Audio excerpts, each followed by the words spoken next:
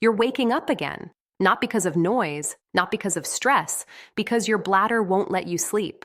You stand there in the dark, waiting for a weak stream to start, already tired before the day even begins. And the question you never say out loud is this: is this just my life now? I'm Dr. Mika Halen, Natural Men's Health, a urologist with over 14 years helping men restore prostate health naturally. In the next few minutes, you'll understand what your prostate has been trying to tell you, why night urination is never just aging, and what simple signals you can start listening to tonight. Before your sleep, energy, and quality of life slip further away, your body is not broken. Your prostate is sending signals. Most men don't realize how quietly this begins. It's one extra trip to the bathroom at night, then two. Then the stream feels thinner, slower, incomplete. Sleep breaks into pieces. Morning energy disappears. Patience runs shorter than it used to.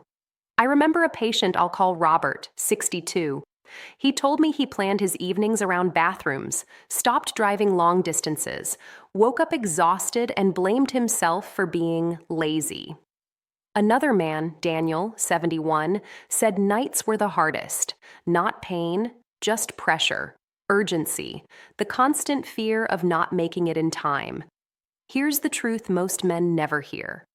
This is not weakness. This is not failure. An enlarged prostate creates pressure. Pressure disrupts urination. Broken sleep drains energy. Low energy steals quality of life. And when that chain starts, ignoring it only lets the signal get louder. If this feels familiar, type 1 in the comments. Here's what's actually happening inside your body, in plain language. Your prostate sits just below the bladder. The urine tube runs straight through it, like a garden hose through a clamp. As men get older, that prostate can slowly enlarge, not suddenly, not dramatically, millimeter by millimeter. When it grows, it presses inward, not enough to block urine completely, but enough to narrow the passage. Like a traffic jam at night, urine still moves, but slower, interrupted, unfinished. So your bladder never fully empties. And when it doesn't empty, it fills again faster. That's why night urination starts. That's why the stream weakens. That's why urgency shows up out of nowhere. This is what doctors call benign prostatic enlargement, or BPH. Benign means non-cancerous. But benign does not mean harmless, because pressure creates stress. Stress disrupts sleep. Broken sleep drains energy. And once that cycle starts, your body stays stuck in recovery mode without ever actually recovering. This is also where PSA often enters the conversation. PSA is not a verdict, it's a signal. It tells you the prostate is active, irritated, or under strain. Monitoring matters, not panic. High pressure can raise PSA. Inflammation can raise PSA.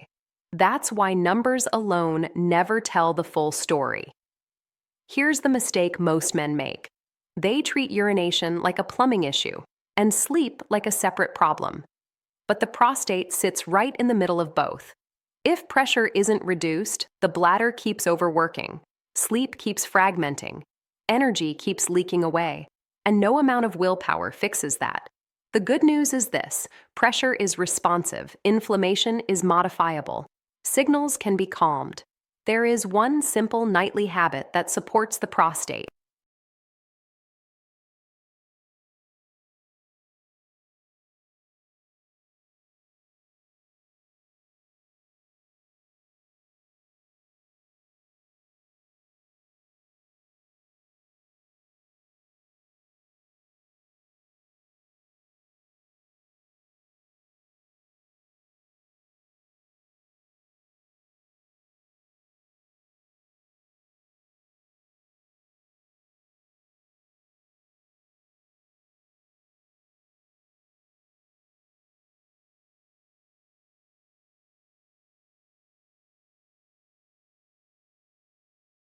Before the bladder wakes you up.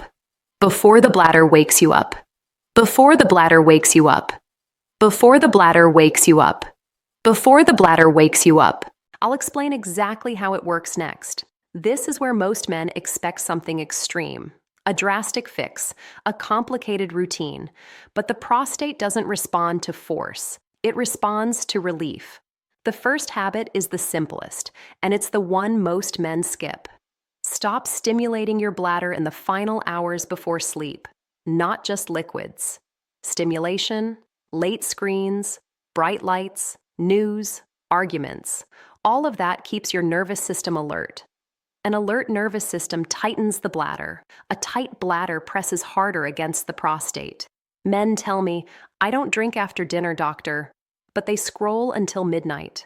Tonight, do this instead. An hour before bed, lights lower, phone down, TV off. Give your nervous system permission to slow. I had a patient, Alan, 66, 3 bathroom trips every night, weak stream, constant pressure. He didn't change food. He didn't change supplements. He changed the last hour of his night. 2 weeks later, 1 bathroom trip. Sometimes none, not cured, but quieter. That's how prostate signals soften. The second habit is about timing, not restriction. Most men try to hold it during the day. They delay urination. They train the bladder to stretch under pressure. That backfires. A stretched bladder contracts harder at night. Harder contractions increase urgency. Instead, during the day, respond early. Empty fully. Don't rush. You're teaching the bladder that it doesn't need to panic later. One man, Thomas, 72, said this felt backward, but after 3 weeks, night urgency dropped. The stream steadied. Not perfect, but predictable. Predictability restores confidence. The third habit is food-based, but not in the way you think.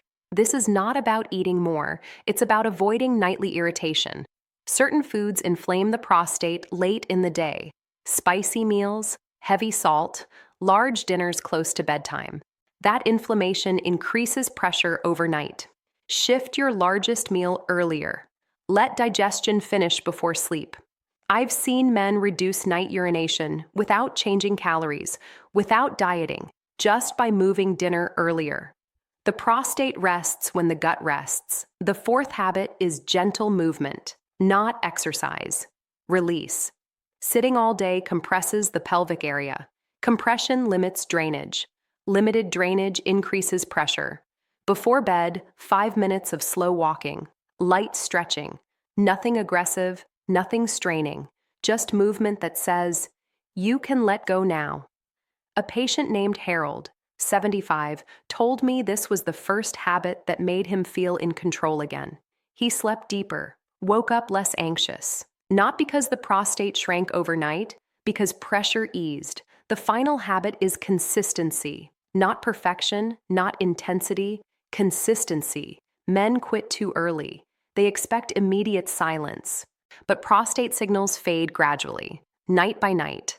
Miss days, and the signal comes back. Choose one action you'll start tonight. Here's what I want you to hear clearly. Your body is not failing you. It's communicating with you. An enlarged prostate is not a verdict. It's feedback. Feedback that pressure has been building. Feedback that sleep has been fragmented. Feedback that recovery has been interrupted. Most men believe they waited too long, that they should have acted earlier. That thinking creates panic, and panic tightens everything. What actually matters now is not how long this has been happening, but how consistently you respond going forward. Consistency beats intensity every time. Small habits done nightly calm the prostate more effectively than big changes done once. I've watched men in their late 70s quiet their night urination not by chasing perfection, but by choosing the same simple signals over and over again.